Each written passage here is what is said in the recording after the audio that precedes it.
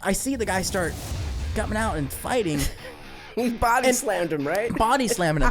And meanwhile, so now the red flag is out. They probably were fighting over like an Applebees gift card for the win or something. Hi, I'm Ryan Vargas, driver number 30, Toyota Tundra for On Point Motorsports, and you are watching the Derek Perniciglio Show. Can I drive you?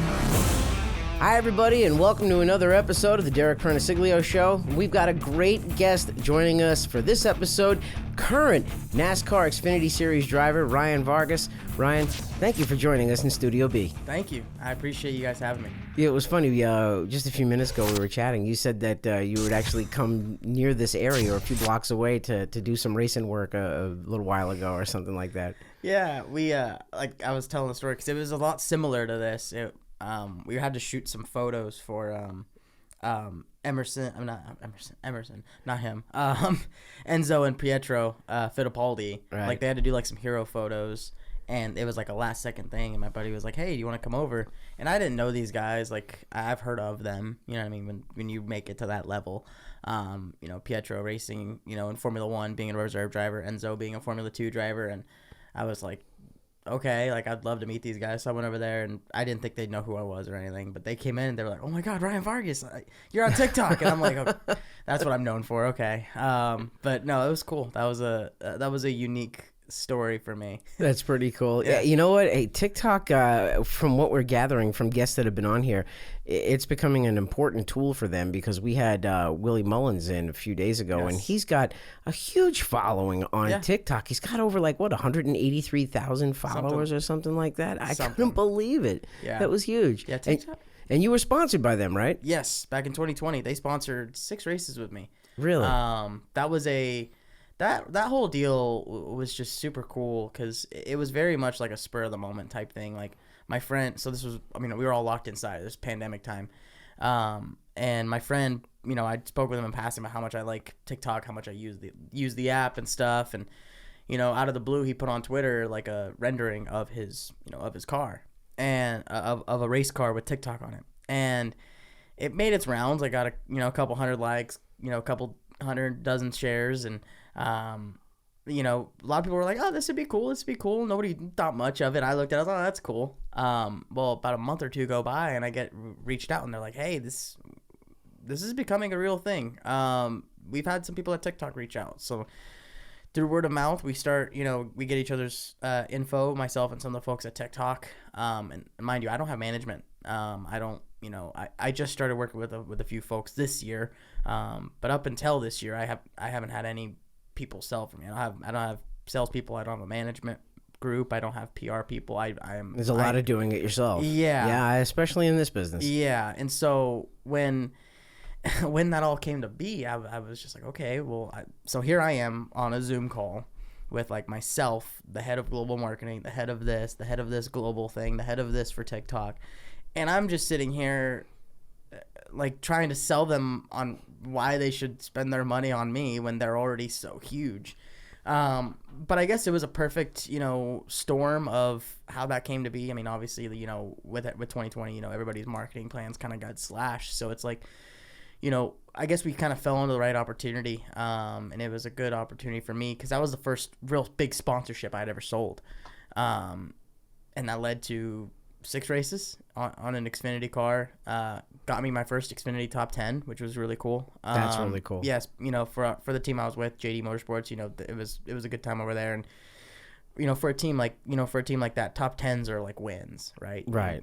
Those are huge days because they're not a huge funded team. No. Right. And they're real the bootstraps type of team. But we went to Texas. Ironically, that's where I got my first truck top 10 this year too.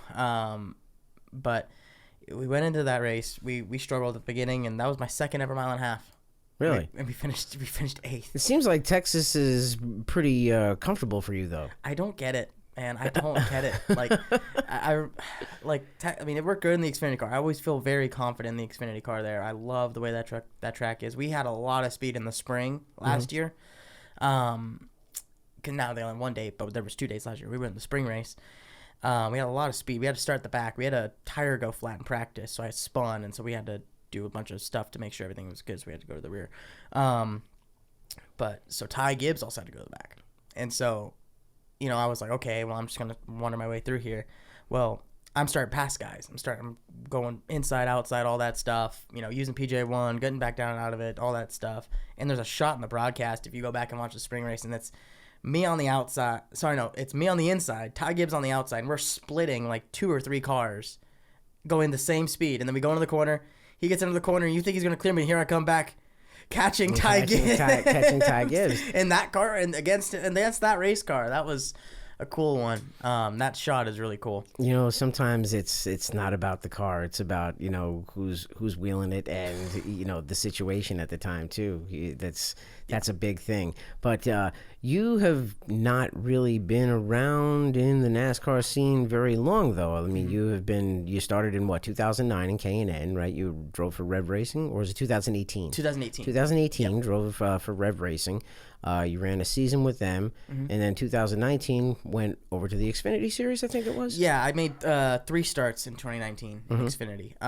Like the time between, so I was with Rev, like you mentioned, in 2018, and then that they went from 3 cars to 2 that year.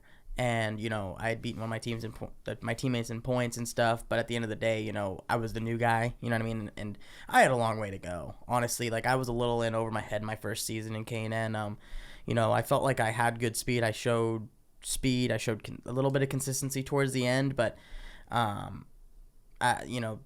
it didn't go as good as I would have liked. And I was hoping I'd get a second year, but I didn't. So that year going into 2019, I'd moved across the country, from California. From California. Right. And, to me, I was like, okay, at this point I had an apartment, and stuff, and I was living on my own, and I was like, okay, I got to figure out how to do this now. So I immediately, was starting to make calls. I landed a sponsorship to run late models. I think we ended up running 30 races that year. A lot of twin double feature nights. That's cool. For who? So for Alec Martinez Racing on the West Coast out of Irwindale, and then I ran about 2/3 of it out there, and then the other third out here with Lee Falk Racing. And I've had a great relationship with Lee and the Falk family and all those guys. So you were bouncing back and forth between California and the East Coast all year long? Yeah, and we got a couple. It's a lot of miles to rack up. Yeah, we got a couple wins though. I shouldn't say a lot of wins. We got a couple wins. We had a really special one too. It was like the week after my grandmother passed from breast cancer.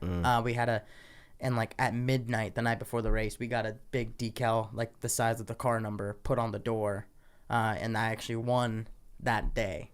With her on the side of the car. That's really cool. Yeah, but I used that year, and I told myself right when that deal fell through, and I had to start, planning everything out, because I thought I was done, honestly. I had no sponsorship, no funding, no ride, no anything planned out. So I was like, okay, I need to figure out what I need to do. So like I said, I got the sponsorship. I was able to do late models. That to me was the biggest and most important thing I could have done for myself that year. Because of the fact that if you're not in a race car, especially when you're young, like I said, I was 18 at the time, and it was, to me, I needed to be in a race car because I needed to show, A, to myself that I could still win, that I could still at least be competitive, but also, B, I needed to keep getting that repetition, getting laps and getting experience. Right. Because no seat time is horrible for anyone. Right. Laps are key. Laps, that's just the number one practice. Thing. Laps are laps. It's practice.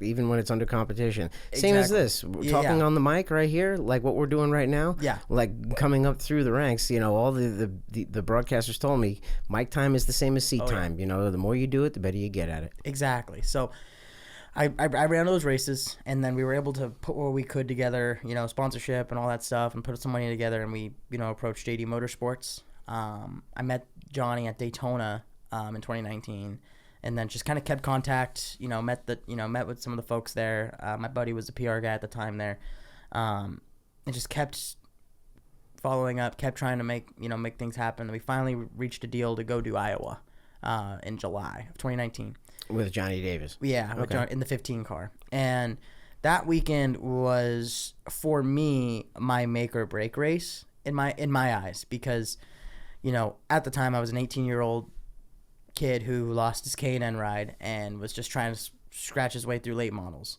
To me, I had to go into that race and prove that I at least could do this. Mm-hmm. You know what I mean? If I go out there and knock it off the wall a couple times, get myself in an incident, or run last all day long, I don't belong out there. Right. Plain and simple. I just didn't. Mm-hmm.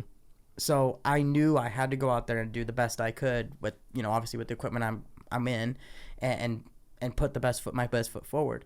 And I'm not gonna lie, I was nervous. I was so. It's a lot of pressure for an 18-year-old kid. I was nervous as all heck. I mean, you're racing against the Allgaiers, the Briscoes, all those guys out there. It's, that was a big day for me. And we ended up going out there for practice. We were a little loose. Figured out the car. Ended up qualifying 21st or 23rd, something like that. I know it was an odd number. Not bad for your first time too, in a 40-car field. Yeah, and I beat my teammates, which was another big, kind of, feather in the cap on that weekend. So it was like, okay, gold star there, good. Mm-hmm.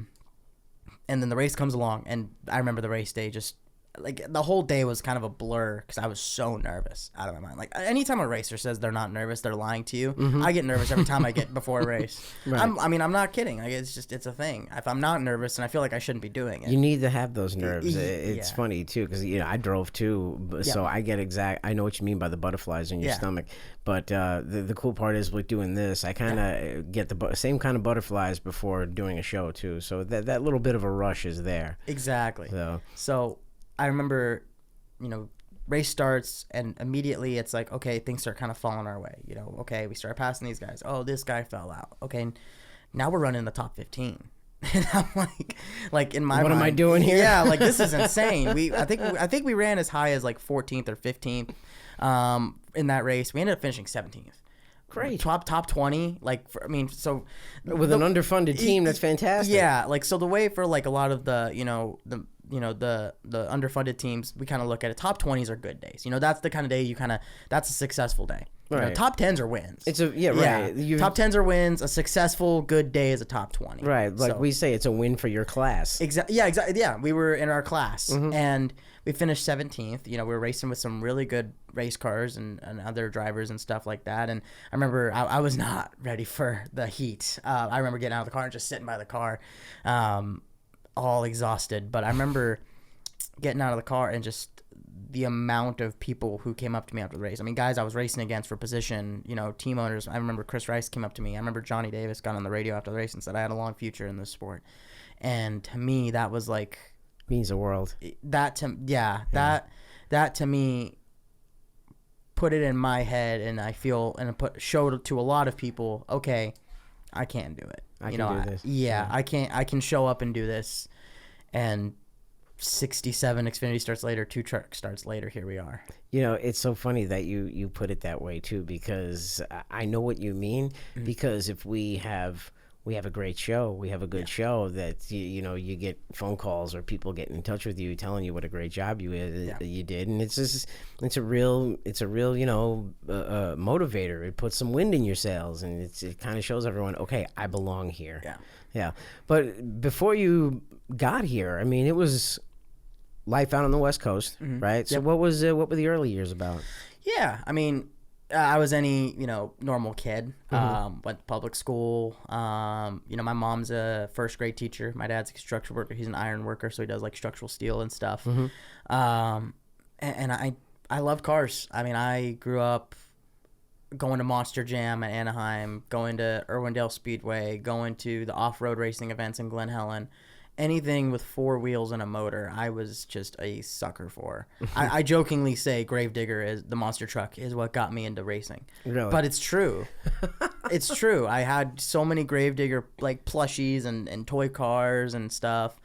I was the biggest Gravedigger fan. I still am. You should call Dennis Anderson and get see if you can do something, promote it with the race car. I cannot tell you how jealous I was when the Kevin Harvick paint scheme came out for that Nashville race a few years ago when he ran the Gravedigger car. Right. Oh, I was so jealous. Yeah, but think about it. You could run a Gravedigger truck. Oh, God. It'd be perfect. Be a NASCAR truck and, exactly. then a monster truck. That'd be pretty perfect. Good. And they'd get involved. Oh, yeah. I'd love to do it. But it's, I remember, so...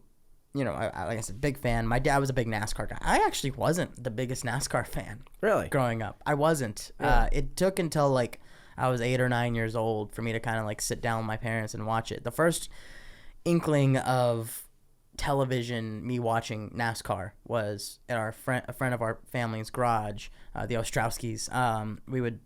I'd go to their house and they'd be drinking beers and I'd just be sitting there watching the TV, glued to it. And it was the 2009 Talladega race where Edwards flew in the catch fence. Oh, that was the first race I ever watched. really? Yeah, Wow. like on television, like first ever like thing in my head in terms of like memory, right?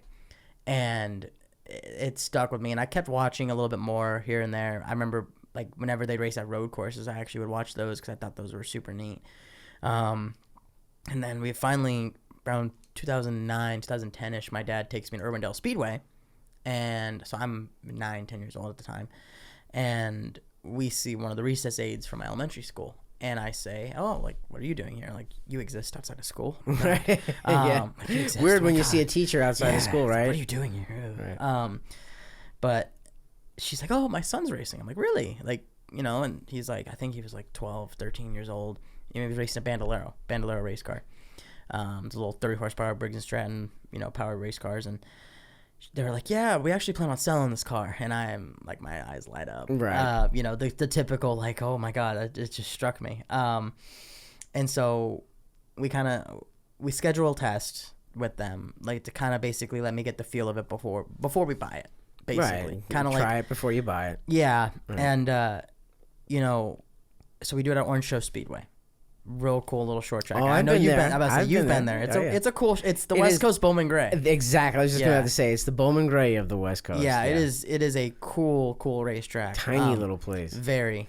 So we schedule this test. It's the day of a race, so we're testing there in the morning, and they're racing there that afternoon.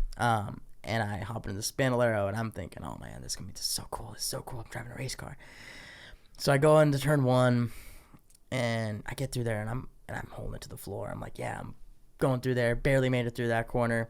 Go into turn three, and so my little, childlike brain didn't grasp the fact of physics where you have to lift off the throttle to make a corner. Mm-hmm. So I go into turn 3 at Orange Show Speedway and not lift, and I just drove straight into the wall. Knocked the right front off of it. And, I mean, with Bandoleros, they have those little spindles, right? So Right. they're easily replaceable. And my dad ringed me out, and he was like, "What are you doing? You just destroyed it." He thought the race car was killed. He doesn't know. Right. I mean, none of us knew. I thought I just destroyed it too. I felt so bad. Right. I understand. Yeah, and we meet some people out there. The Barker family, Kaylee Barker. She was racing. She still races modifieds out the bull ring. Mm-hmm. They're racing their Bandolero, and they were like, "Oh, we'll help you. Like, we'll replace the spindle and get you back out there." So we got back out there in like 10, 15 minutes. It was that quick. And I obviously slowed down significantly. So wait a minute. So you're also at the point of your career where you are new to racing, but also new to the mechanics of working on a car too. Yeah, So my dad and I knew nothing about cars at all. right. I knew nothing about what makes anything go. Right. I didn't even know what stagger was at the time. Mm-hmm. None of us did. So, I mean, and the car, the Bandolero that it was, I mean, it wasn't, at the time, it was not a good car. It got lapped frequently. So I was, but I got back out there, ran another hour, just running laps, burning laps, just, running slow, probably half pace. We leave the track. I had about a 45-minute drive from Orange Show to my house. And my dad tells me on the drive home, he's like, "All right, you got this whole drive to basically tell me what you want to do. We could either do this, we could either go to K1 on the weekends with your buddies, and you could just focus on, school and do your normal thing and all that stuff. But if we do racing, we're going to make you a champion. And we're not going to do this half-assed. You have to, this is going to be, our thing. This is it. Yeah. Yeah. Right. I mean, my dad's competitive. He was a football guy. He plays football. He played football growing up, and like he had to win. Mm-hmm. Like he's not going to do something if he can't win. And I was like, okay. And I'm like nervous because I just wrecked a race car. And I'm 10, 11 years old. And I mean, not even 5 minutes go by, and my mind was made up. I said, I want to race. And my dad just let out a sigh. He was like, damn it. He was hoping for football. Yeah, he was hoping for sport. I cannot throw a ball or catch to save my life. Oh, me too. I cannot play sports. I cannot watch sports. I was Dude. We were watching football with my trainer. Right here, Yeah, I get it. I was watching football with my trainer and my buddy Brad Perez, who also races. Now he's one of my best buddies. We're watching football, and my mom calls me. She's like, "What are you doing?" I'm like, "Watching football." She's like, "Oh, really?" Like, yeah, we're watching the. I see the logos of the teams, and I'm like, the Eagles, and it was the Washington team, whatever they are now. I don't even know what they're called. I was like the W's. I don't know. I called them the W's on the phone with my mom. Dude, you're asking the wrong person about football. I know nothing. Both my trainer Hunter and Brad just gave me the most dirty look. But anyways, we're getting off track. But so we buy the race car. I think we spent I think we bought it for like $3,200, something like that. Like pretty good for a Bandolero. Mm-hmm. Granted, I beat it up, so no wonder. But first year out, we didn't win any races, but we actually, by default, we won the 2012 California State Championship because racing at the Bull Ring and all the California tracks shut down. There was no INEX sanctioned tracks. We won the 2012 championship by default, being from California, getting races in Nevada. If that makes sense. Yeah, okay. We stacked our points up there. But then in 2013, that's when Irwindale opened back up. That's when Orange Show opened up. That's when a lot of these tracks opened up. Kern as well. You ran Bandoleros at Irwindale? Yeah. That place is huge. Oh, yeah. They run on the little infield track. Oh, you ran... That's still huge. Oh, yeah. They run restrictor plates. They run restrictor plates on them because, I mean, if unrestricted, we'd be... You have the draft, right? Yeah. The draft is big. That is a huge deal. And when I say, like, the restrictor plate, it's a big deal because at the Bull... out in Vegas, there's a road course outside the Bull Ring, mm-hmm. and they run the Bandoleros there, obviously unrestricted because it's a huge road course. It's like 2 miles long, and the backstretch is a quarter mile in itself. And someone had a speed gun down there and clocked me at 102 in a Bandolero. Wow. Unrestricted. Yeah. Wow. So I mean, that's how fast they can get up to. I mean, they're fast. Like if you get it right, you can haul. Yeah. So yeah, 2013, 2014. That was when. There was a lot of racing in California. The Kerns, the Irwindales, the Orange Shows, the Blythe, all those places, Havasu. And we ended up getting the 2013 state championship, 2014 state championship, and then tied for the national title in 2014, which was pretty cool. In INEX? In INEX, yeah. Oh, good. Yeah, we tied there. We lost it by default. We had more wins and more points, but at the end of the year, they listed the guy ahead of me, and I was like, heck, we had more wins, we had more points. They're like, oh yeah, you didn't run the national title race in Atlanta. And we're like, what? Like, we're not going to drop 10 grand to go run a Bandolero race in Atlanta. Right. And drive across country. Yeah, and that was just after Kevin Harvick won the title in 2014. Mm-hmm. And they were like, yeah, well, this is where most cars are. I'm like, the guy who just won the Cup championships from California, the guy who won the 2013 championship was from California, Jimmy Johnson. Right. So, like, I think now they have, like, the West and East, which is, I think that was, like, part of it. So you think they changed the rule because I think of they changed it, not because of us in particular, but I think there were a lot of West Coast guys who were, like, ranking so high. Yeah. But I mean, mean, there's some beautiful tracks out there too. I mean, you've got Irwindale, which is gorgeous. Kern County, which is a beautiful racetrack too. I could sit here today and probably tell you that Kern deserves a truck date. Oh, absolutely. I think Kern is where they need to run the truck race. I think serves an Xfinity date too. Yeah, honestly, they could. I mean, as much as I want to say Irwindale, I think the amenities aren't as there as well as Kern, I would say roughly. But I think if it got a little bit of polish to it, it probably could. Well, the other thing, too, about Kern is that it has that big track feel to it. It has that super speedway type of, like, aura around it. You know, it's still considered a short track, but, high banked, wicked fast. God, you could fly there. It was fun. I loved that place in late models. We ended up winning a race there. Well, we won a race. We got DQ'd. Battery, so our battery was, like, too big or something. They changed the rule over email. We weren't on their emailing list, and I'll go on record with that. We weren't on their emailing list, and they DQ'd us. It was like a national title deciding night too. Really? Yeah. So like us winning like threw a wrench in a lot of things because the guy who was also going for the title was there, and they had to find something wrong with you. I don't think so. Granted, the rule was in the book after the email blast went out. Didn't something like that recently happen in Hickory where they did like a tire rule change or something like that? That started some huge controversy. Yeah, I mean, but But I say we won it because that battery did not win me that race. Right. But Right. I mean, Batteries at the end of the don't win day, the race. it wasn't confined to the rules, so we were legal. So Right. it is what it is. But yeah, Kern is a top of the line racetrack, amazing racetrack. I mean, like I said, deserves a truck date in my opinion. Irwindale, in my opinion, is the best short track in the country, and I will go on record saying that. Multiple grooves. I will go on record saying Irwindale Speedway is the best short track in the country. And I know a lot of people will be like, "Oh, what about this place? What about this place?" No, Yeah. I don't care. I've been to Irwindale. I've raced at a lot of incredible short tracks. You can run anywhere around the place. That's what I Anywhere. like about it. The bottom's coming in now there. Really? I watched a race there, and they were all running the bottom. They were bottom feeding, and I'm like, "What? Right. This is goofy as heck," but I love know. it. But that is the cool part about Irwindale is like if your car's not running good here, try it over here. If it's not good here, try it over here. And yeah, you could search around. Tri-County's a little bit like that too. I don't know if you've ever been to Tri-County. I've been there. I haven't raced there. So out here in terms of short tracks, I've ran Langley. I tested at Ace, and then I raced at Hickory and Anderson. Okay. Hickory's a blast. No wonder a lot of people love that place. That place is freaking amazing. Really? Never got to run there. I mean, the only places I've run around here were Millbridge, Mountain Creek, and Concord when Concord was around. Yes. So the original Concord Speedway. I went to one race there.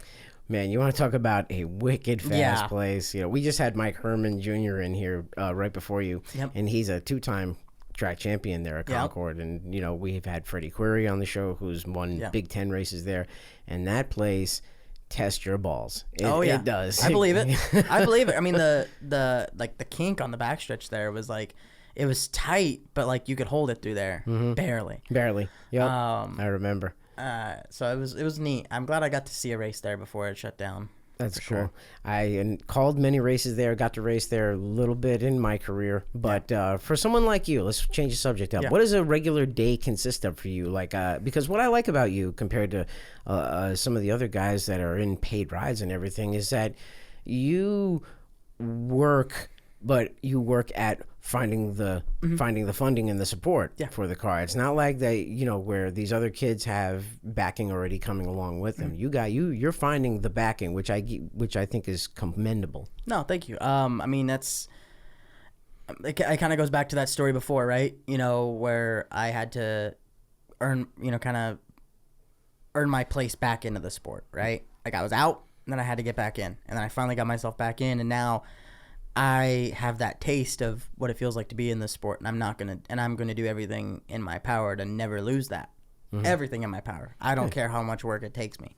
And so, you know, when I have to worry about what it takes to be in a race car, whether it be how good you are or how good of a salesperson you are, I'm gonna do my best to be at the top of the list of all that, because it's just what you have to do. And so I kind of made myself do like a crash course in marketing, like not professionally. Like I didn't go to school for it. I didn't, you know, have any, you know, education in that field. Right. I was learning on the fly as I was selling. Sometimes that's the best way to learn. Yeah. And, but a day in the life, I mean, really it just consists of, I get up around 7:38, you know, I try and not to wake up too early. A lot of guys are like, "Oh, I wake up at 5," and I'm like, "No, that's not happening." I try to do that to go work out, and I can't do it. I can't. I mean, I'll work out first thing. I'll work out at 8. Right. But you won't see me getting up before 7:30. You are not going to see me. I like everybody's like, "Oh, rise and grind." It's like, cool. The work day technically doesn't start till 9, buddy. Yeah. And I don't know. I mean, but. And you don't want to burn yourself out too, so there's that. And it's so easy to do that. Trust me, I have been there a lot of times, especially in the last year. And that's why, you know, for me, I made a lot of changes personally and professionally in the last several months. Like what? I mean, just, you know, change of scenery, you know, scheduling myself, you know, making sure I'm more organized. And, you know, the big thing is just taking time for myself too. I mean, when you work yourself, because I used to work like 7 days a week, always on the clock in my mind, you know, your mental clock. You're always you know hustling. I mean? Yeah. And I was calling people, cold calling, cold emailing, LinkedIn, doing this, doing that, calling this guy, doing this. And it got to a point where I wasn't even getting anything out of it. Like, and if anybody wants to be in the most unrewarding job, get into sponsor hunting. I know. How do you call someone out of the blue and say, "Give me money so I can go have fun"? Well, yeah, Right? and it's you have to have a plan, right? You have to have something that. The way I see it is like when I reached out to Patrick, with Vargas Security and Critical Path Security, right? Mm-hmm. They have a different goal from Williamsburg Contracting, another one of my partners, and they have a different goal from X company, right? So it's okay for me. I need to figure out what their goal is. And then how do I do the best I can to help them attain those goals? Mm-hmm. And it's about fostering those relationships and making sure that each day you're at least a little closer to that goal, because it's not going to happen overnight. I mean, and I'm thankful for the fact that I have a lot of partners who believe in that same mindset, that actually, understand that, it's going to be a steady climb. It's not going to happen overnight. I mean, a lot of people, that's the tough thing, is when you get people who jump into the sport, they do one race and it's like, oh, we didn't really get much out of it. All right. See, you have to deliver though. Right. That's the thing. And I've had those deals. So I've had to learn, okay, if this is a one-time deal, how do I make the most out of this? Because to me, if the goal isn't at least accomplished or at least in the works, by the time that car hits the racetrack, then what the heck were you doing? Yeah. I mean, you can't put a logo on a race car. It's not 2006. Mm-hmm. It's not 2006 anymore, where you put a logo on a race car and call that good. There are goals that need to be met. Mm-hmm. And if those goals are not at least 80% of the way there, if not done, in my mind, they have to be done. What are some of those goals that you're talking about? So, like, okay, X company wants X amount of exposure, right? Okay, then let's try and attain that amount of exposure, right? Because at the end of the day, the TV cameras are going to show who they want to show. Mm-hmm. They're going to show, you can do things to get on TV, like wreck. Like, yeah. Or, run up at the front. But, in the situation, that I'd been in for the last few years, I mean, that's not really possible. That's not it's just when you're at those smaller organizations, it's going to be hard to get to that front group. Mm-hmm. So you have to find ways to make that happen. So it's like, okay, let's come up with this content plan. Let's do this. Let's do that. Let's get engaging. Let's build a story that works for you guys. Or if their goals are, hey, we need to try and get X amount of traffic to our website. Okay, cool. Let's find a goal to do that. Hey, like we had this big campaign for the Roval. I'll use this example. It was Critical Path Security. They're one of my partners this year. They're fantastic folks over there. Mm-hmm. And that was their first race on my race car. And instead of putting their logos on the car, they put the Children's Haven, which is a fantastic charity out of Canton, Georgia, that helps underprivileged kids and all that stuff. Mm-hmm. They said, we don't care about us. They said, we're going to do whatever we do in the future. This race is about them, because this was during the fall months. This was at the Roval. Then they have their whole Scarecrows for Kids thing, mm-hmm. Which is a fantastic. Like I said, I highly recommend anybody check them out.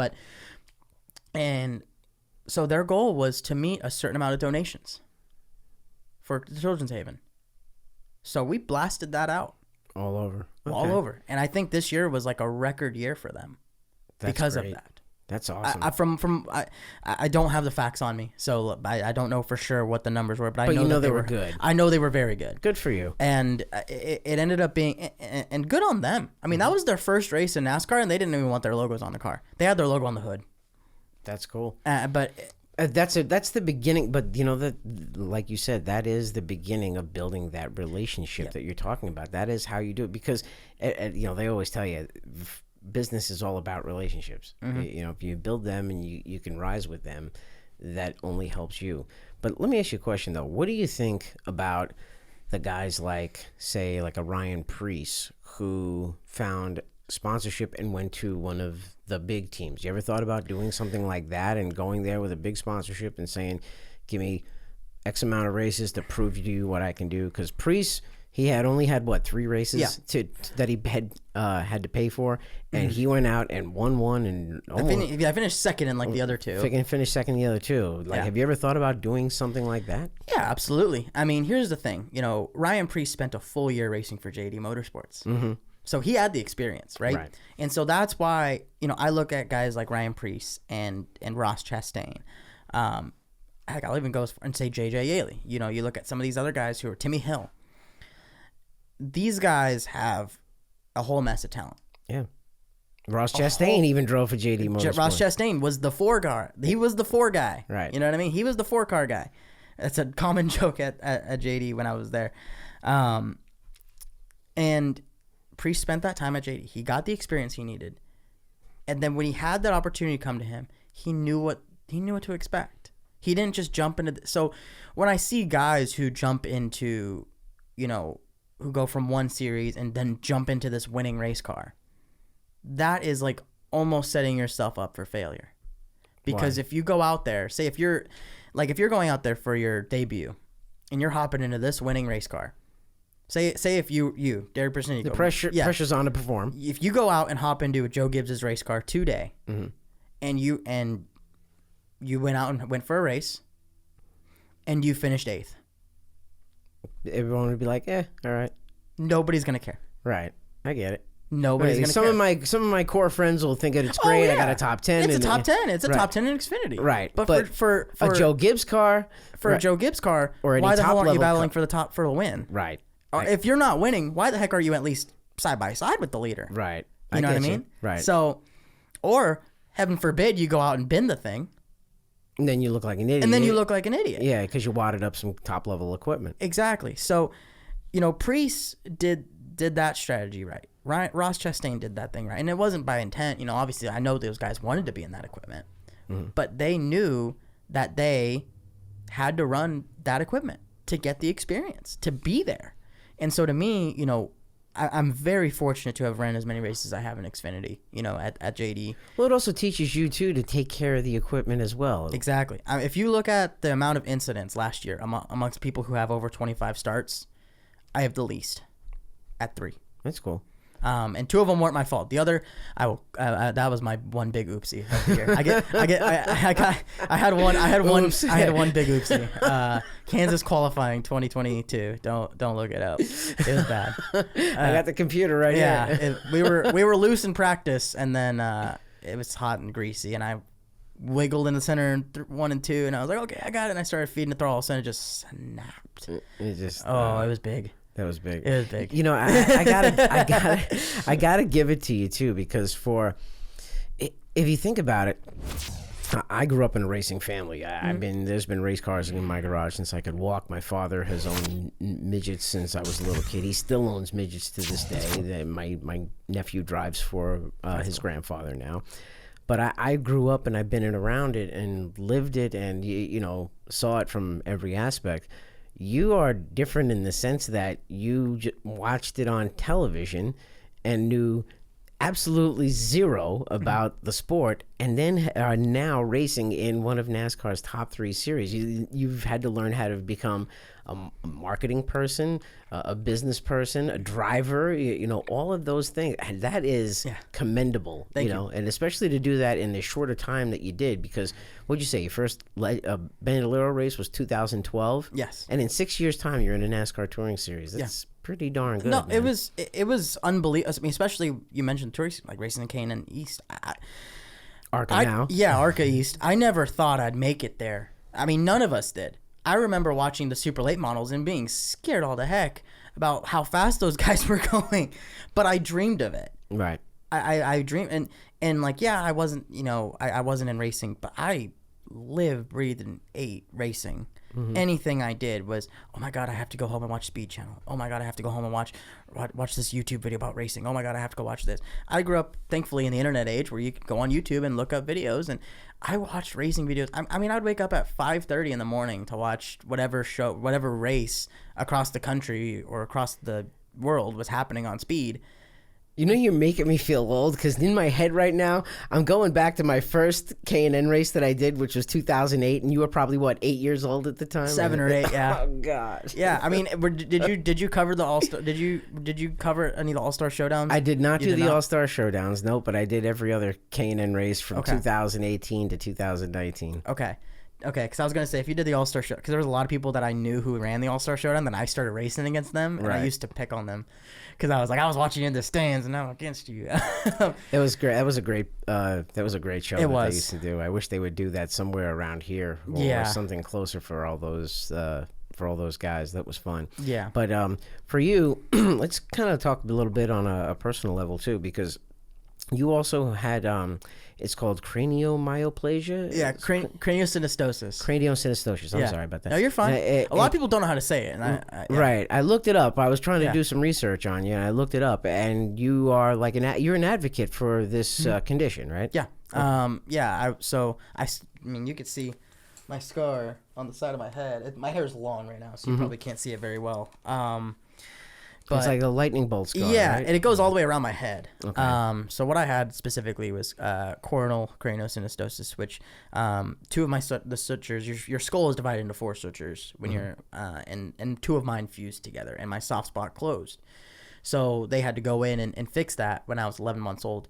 And there are all different types of craniofacial differences, you know, from across the board, and some require no surgery, some require multiple surgeries. I personally know many people who have had multiple surgeries. In fact, my girlfriend, she has craniosynostosis, and she had multiple surgeries. Really? And so to me, like, I was fortunate I only needed one. And I know that there are a lot of people where craniofacial differences or craniosynostosis has affected their entire life, throughout their life. And so to me, I have one of the biggest, I have a big platform in NASCAR, being a NASCAR driver. I have 550,000 followers on TikTok. I have 30,000 followers on Twitter almost. I have 25,000 followers on Instagram. Good for you. Why the heck am I not going to use that to talk about this? Because it's a common thing. It affects 1 in every 2,000 to 3,000 kids. So here's a good example. Have you ever been out and seen like a baby wearing like the helmet? The helmet, yeah, the plastic. That's craniosynostosis. Okay. They have a type of craniosynostosis that was found early. And the helmet will help. And the helmet will help. Okay. So like if I were to be seen, like, I don't know to the extent of a helmet could have fixed me, but mine was found later, so I needed surgery. At 11 months? At 11 months. Really? That's late. Okay. You normally want to be found at like 2 or 3. Now, do your parents get nervous about, pulling the helmet on and getting in a race car with this? There was concerns for sure, but we were very quickly, those very quickly subsided. Because your dad played football, and football would have been more damaging, wouldn't it? Yes, significantly. Okay. I mean, obviously, anytime you strap in a race car and go out there and risk hitting a wall, you're gonna risk rattling your brain a little bit, but I haven't had any real issues or any scares. I had probably one incident that spooked me back in 2017 where I backed into a fence when the motor blew up. I thought I had a concussion, but I didn't. Okay. Nothing diagnosed, at least. But other than that, I've been fine. Okay. Any foundations or organizations you want to promote and plug for? Yeah, actually, just let us know. So I'm a board member for FACES, the National Craniofacial Association. Okay. I'm actually attending their FACES camp, their summer camp in July. I'll be there for a day, visiting all the kids that are there. And they have, I think they end up having like 25 different kids from all over the country, and they fly them out. It's just outside of Chattanooga, I think. I'd have to double check on that. But I'll be there for a day. And it's just neat. I mean, at the end of the day, there's so many different, like I said, there's different types of craniofacial differences that are beyond craniosynostosis. And I'm learning more about them today. That's why that's why I can't really list them off to you, because there's so many out there. I don't know all of them. And new ones they're discovering? Yeah. Well, I mean, I wouldn't say new ones that they're discovering, but I know that there's just a bunch. And to me, if I'm gonna have the platform that I have, I'm gonna use it for something like that. Good for you, man. Really, because I've seen too. Like, there have been times where people, of course, the mean girls hop on Twitter and then they start talking shit about you, and it's like, you don't know somebody's struggle. And the thing is too, it's like I know in any type of professional sport, people are gonna not like you, and that's fine. If I were to go into into a place and someone says, Ryan, you suck. You're the worst race car driver I've ever seen. It's good to have fans. Cool. Yeah. Fine. Yeah. At least you're talking about me. Like, Yeah. at least people think that. Oh, yeah. Right? But if you're going to sit here and say, and talk about, man, you look like this. You look weird, or, something about my race or something like that, being Hispanic, that's where the line is crossed.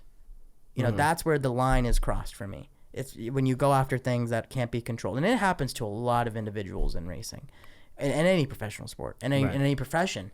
So I'm not going to always react. I'm not always going to react to things. But there are days where things like I see them and it's so ridiculous. Like, I'll see some of the goofiest comments that about things. And it's just like, why? There are so many horrible people. And then those ones, sometimes I'll say something sarcastic in response, and it's fun to mess with them. You know what I thought was funny yesterday, and Mamba pointed this out. I love Mamba. We've had him on the show before. Great guy, and just he has this awesome outlook on life. Yeah. But I thought it was so funny that he pointed out the irony of NASCAR taking a day off for Mental Health Awareness Day, to avoid the shit talking on Twitter and social media. And the comments were filled, and everybody was shit talking them about taking a break. It's like you were it is like, oh my god, people don't realize how contradictive they are. I know, right? Like, oh, you're so soft. It's like, so why are you mad? Right. Right. Yeah. I know. But it is what it is. We live in the age of the internet where people hide. But I'm very fortunate. Like I said, I have a lot of amazing people who believe in me on social and online. And when I say I have fans, that is the weirdest thing to me. Like, if you I say this all the time because it bodes true. If you were to go on Racing Reference today and look at my stats. Mm-hmm. Take out the equipment, right? Because you and I know what I was driving, right? Mm-hmm. I wasn't in a top winning race car. Again, not any disrespect. You know what I mean? Right, they're an underfunded team. Yeah. It's just there's no way around it. They're an underfunded team. They're doing the best at what they have. Exactly, and that's what we were doing. We were doing the best. We were hustling. We were making things happen. It was fantastic. And if you were to take that out, if you were to just not know that, if you were to go on Racing Reference today, I think I have an average finish of 25th. Cool. Hang on. But let's find out. Here's the thing. Why? So here's where I come back and tell you, why the hell do over 600,000 people care about Ryan Vargas? Right. Here we go. Average finish 25.7. There we go. Look at that. Look at that. Come on, almost top 25. And now you're in the truck series. So this is your first year in the trucks. Yes. Right. Yep. Okay. Now how is it that you go from the Xfinity series to the truck series? Because now you're with what? On Point Motorsports? Yep, On Point Motorsports. Danny Bone used to drive for them. Okay, so how did you go from the Xfinity series to the trucks? Yeah, so like I said, at the end of the year last year, I just kind of looked at what I was doing and I said, okay, I just want to do something different. I wanted to hop into some competitive equipment with On Point, and take a step back in terms of quantity, and really refine the projects I was doing, right? Like the program I'm building with Vargas Security, or the program I'm building with Critical Path Security, or Williamsburg Contracting, or X partner. And I wanted to put us in the best races and the best scenarios possible, right? And we went to Atlanta with Vargas, their home race, and finished 14th. Like, great day. Top 15. Mm-hmm. We go to Texas. Anytime you can finish in the top 20 in any of NASCAR's top 3 series, it's a decent day. Yeah. Then we go to Texas with Rangeline, PVI Industries. We have another new partner in the most hated apparel. We have Williamsburg Contracting out of Virginia, who just jumped on because he wanted to. He's been a fantastic partner of mine. And we finished 8th. Great. And it's like, heck yeah.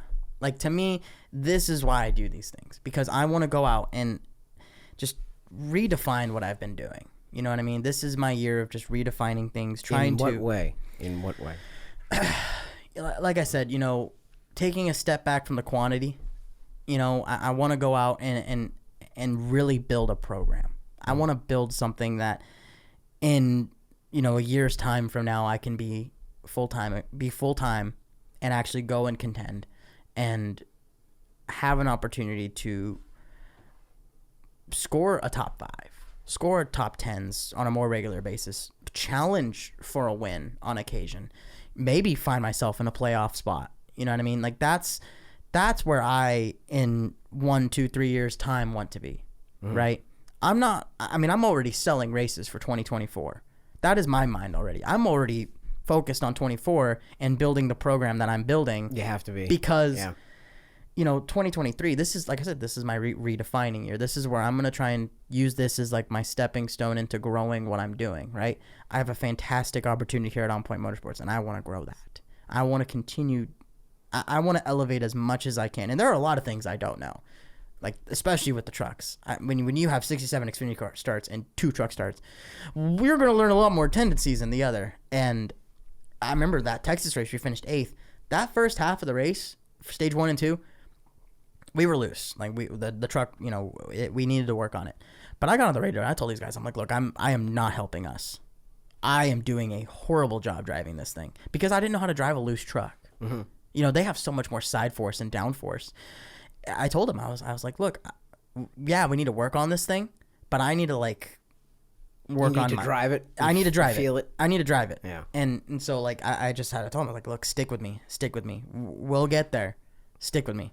It was a 250-mile race. It's relatively short, but I just knew it was like, if it can click, if we can get the truck right and it can click for me, we'll be fast. Sure enough, stage 3 comes along. We finally kind of get some track position back. I know we ended up going like a lap down at one point. Got back on lead lap, and then we just started charging. We started passing guys, dodged a few wrecks. We were racing with the KBM cars and the Tricon guys, and like that to me was like, okay, it clicked.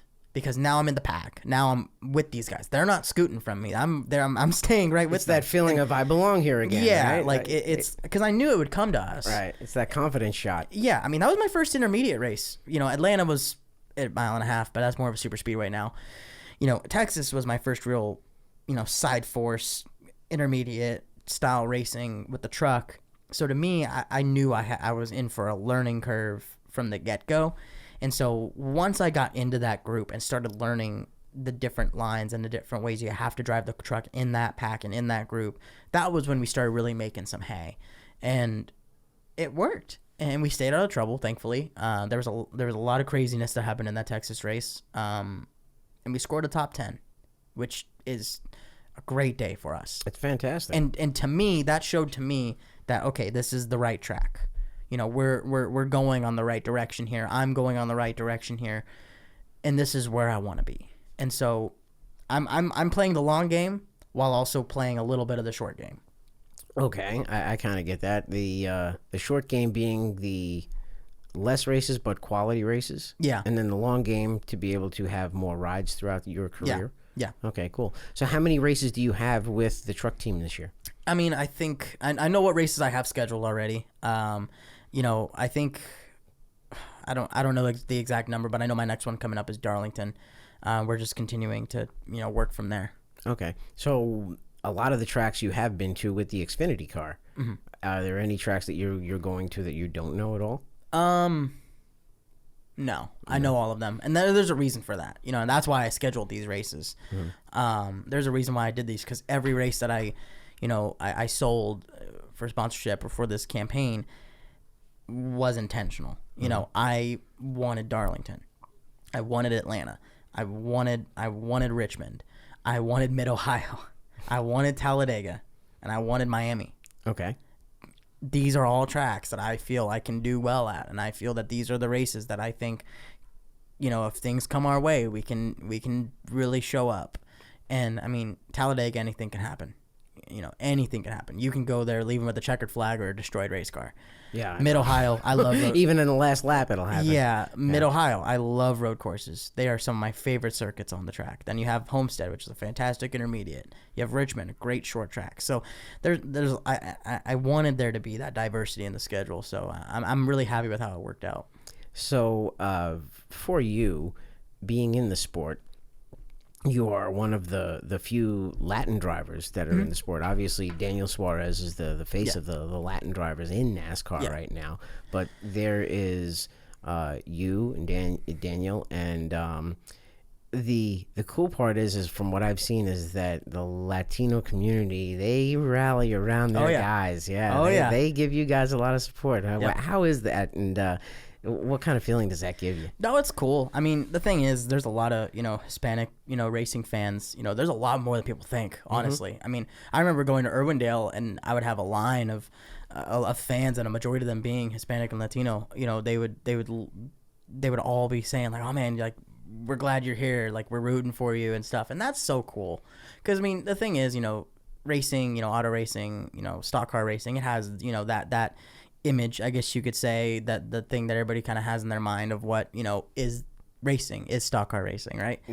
And so it's cool to see how big that fan base is, and to be at least a small part of that. I mean, Daniel does a fantastic job, and there's some incredible Hispanic drivers in the ranks that are moving up. I mean, one that comes to my mind, Max Gutierrez. He's a fantastic driver. I think he got a top 10 at Nashville, I think it was last year. I can't remember where.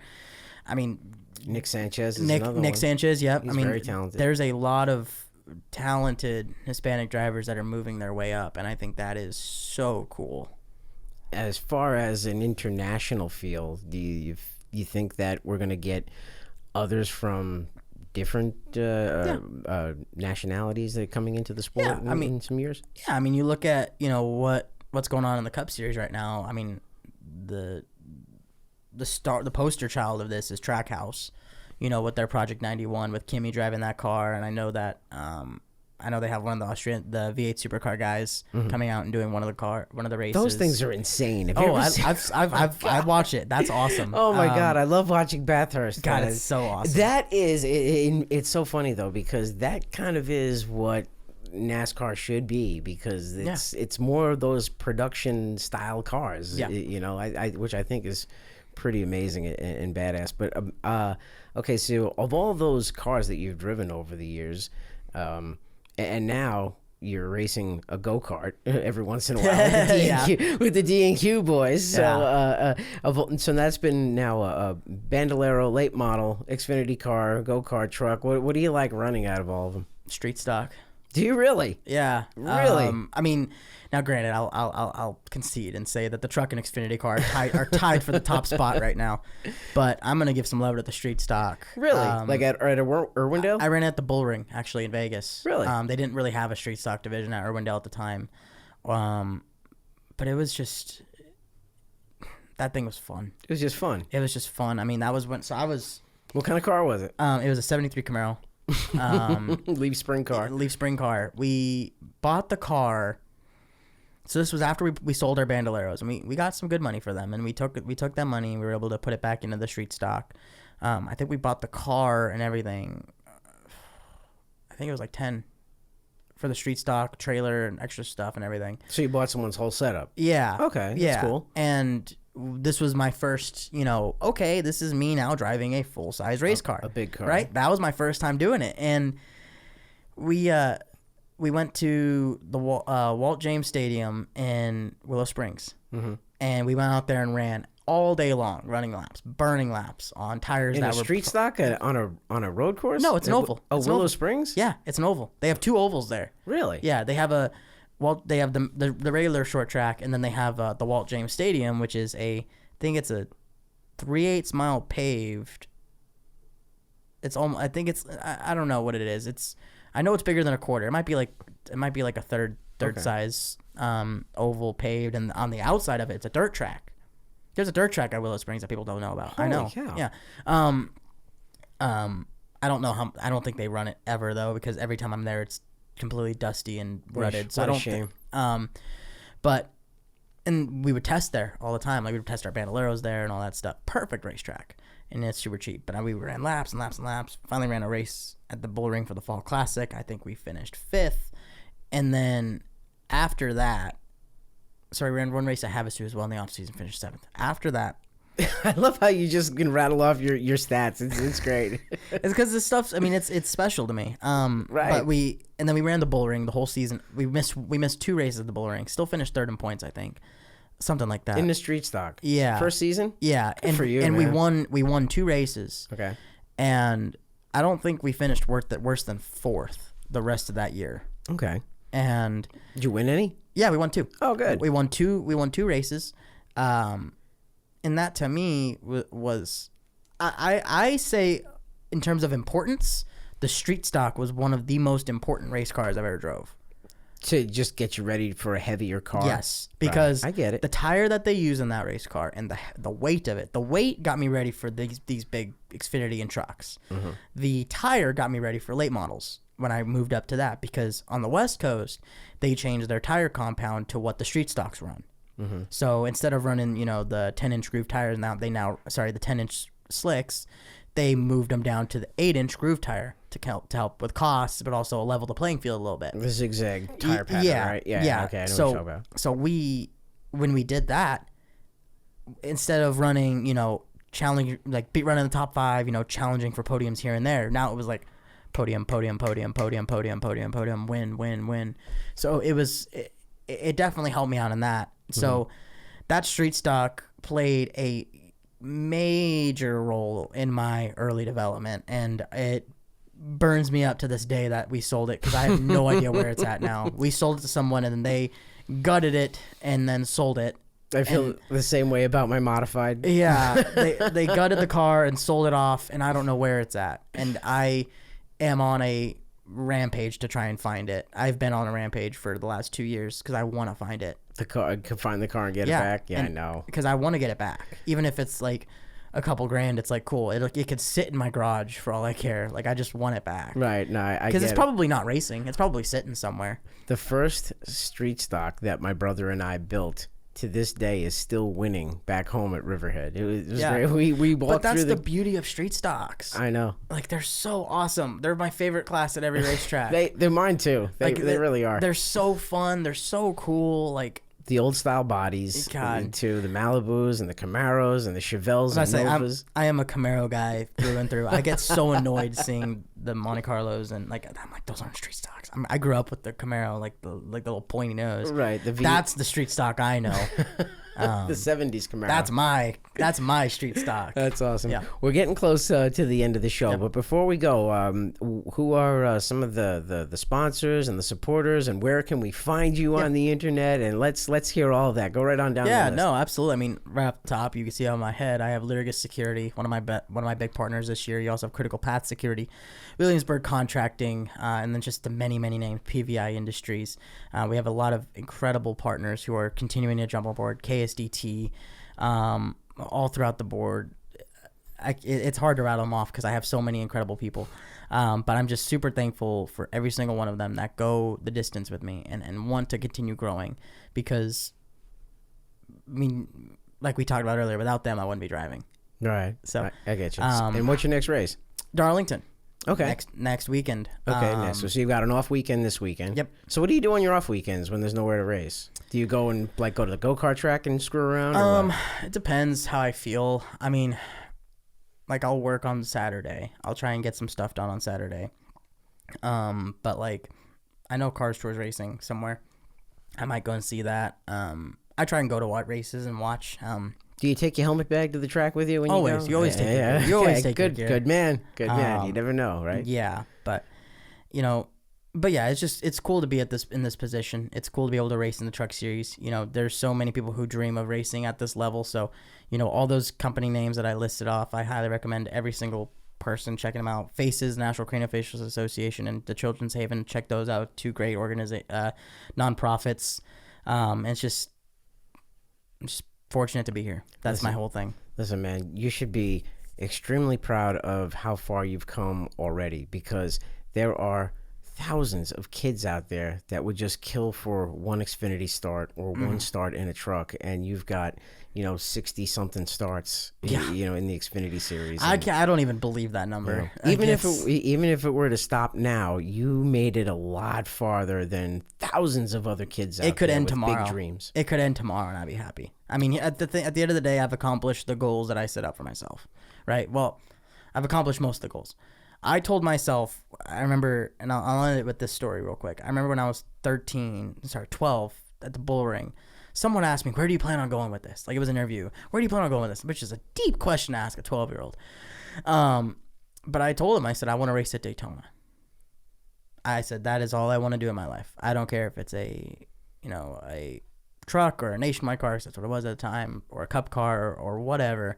I just want to experience racing at that speed in the pack, doing that at that Daytona. And I accomplished that dream back in 2021 and one-upped it by qualifying in the top 10 in 2022 and then finishing top 10 in 6th in the summer race. At Daytona. Good for you, man. So, I mean, it could end tomorrow and I'll still be thankful, but I have the bug and I'm not going to stop. Good for you, man. I'm happy that you came in here today. I'm glad that you had a chance to talk to us. It gives me a chance to get to know you a little bit more. Look, I like being behind a mic, man. This is my backup plan. Oh, television? Yeah. I've been in the booth a couple times now. I want to do it. It's fun, right? I love it. Yeah. It is so fun because I just could talk about it. I mean, as you tell, I could talk about racing for all day long. And so like you should try announcing sometimes. I did it one time. Did you really? At the Bowman Gray. Really? At Bowman Gray? Remember the race, the chain race, where the two guys got out of the car and started wailing on each other? Yes. I was in the booth for that. I was the voice. Oh my god! So that race that got like millions of views. Really? That's hysterical. You were up in the booth with Dillner? Dillner, yeah, me and him. He's a great guy. I didn't know what to say because oh man, like this would have been a good thing for the podcast. But so don't worry, we'll include this. This chain race happened and like the night was great. Like the announcing was like Dillner was like, heck yeah, man, like you're doing good. Like I was getting a lot like, okay, cool. Like I'm getting into the ebbs and flow. I did a lot of studying for this. Right. Like I went through and got the points. I got every car. I got every car number. Yeah, welcome to our world. Yeah, because I was like, I wanted to make sure it's work. I want to show that I know what I'm doing. Right. And so I'm like, okay, and like the night went off without a hitch. It felt great. Like after the first race, I really started getting into a rhythm. Then the last race of the night is a chain race. And I'm like, cool, this is going to be an easy peasy one. It's going to be goofy, just, like watch these guys go out and crash each other. Well, then they start stacking into each other and like intentionally start blocking each other. I'm like, oh, that's funny. Like they're just messing around.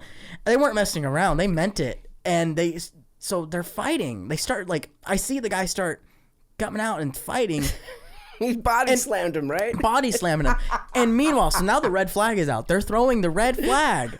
They're supposed to stop. There are cars coming out of turn 4 wide open while they're on the ground fighting. Now you see where I'm getting a little vocal here. Yeah. So in the broadcast, if you go back and watch that video, you hear me say, and the car comes in, oh my God, because I thought someone was about to get hit. Right. I thought it was about to get really ugly. Like I thought we were legit gonna see like something really bad happen. Some carnage. And so like I kind of had to step back because like I kind of let Dillner take the reign because he looked at me like, let me take this. Right. Like because if something were to happen, I feel like because he would definitely know how to handle it. Right. They had you there as what, color commentary? Yeah. So it was me and him. We were both doing the same job. But he was obviously the front man. I was like the second analyst. Right. And remember, whenever you're doing television, okay, the host is the what and the where. The color guy is the how and the why. Yep. He'll say what and where it happened, and you say how and why it happened. Yep. And so I just stopped talking. I'm just like, and then you hear me come in like, oh my goodness. Like, because I just keep seeing them, like, not only are they fighting each other, but then you have one guy on the pedal, on the channel, burning it down, trying to get unstuck, while these two guys are rolling on the ground for a chain race. They probably were fighting over like an Applebees gift card for the win or something. Fighting, and the cops come out. The people are going in the stand, going nuts, and people are coming in. Like I think one of the drivers' girlfriends comes in and starts running across the track, hops out of the grandstands onto the track. And I'm just like, this is my first time here, man. I was just going to say, welcome to Bowman Gray. I knew it was going to get crazy, and I was hoping it would get crazy. I was just hoping it wouldn't be I was hoping it'd be like Burt Myers taking out this guy in the modified race. Not these guys literally rolling on the ground while cars are coming. In a chain race. Oh, man. It was bad. It was ugly. Well, we ask every episode to our guests, would you come back again and talk to us again and give us an update of what's going on in your world? Absolutely. Let's do it. Awesome. I'm in. Very good. Perfect. Ryan Vargas joins us on the Derek Perniciglio Show. We want to thank Ryan for coming in. Keep an eye on him in the next couple of years. He's on his way up the ladder, and we'll see you the next time. Bye.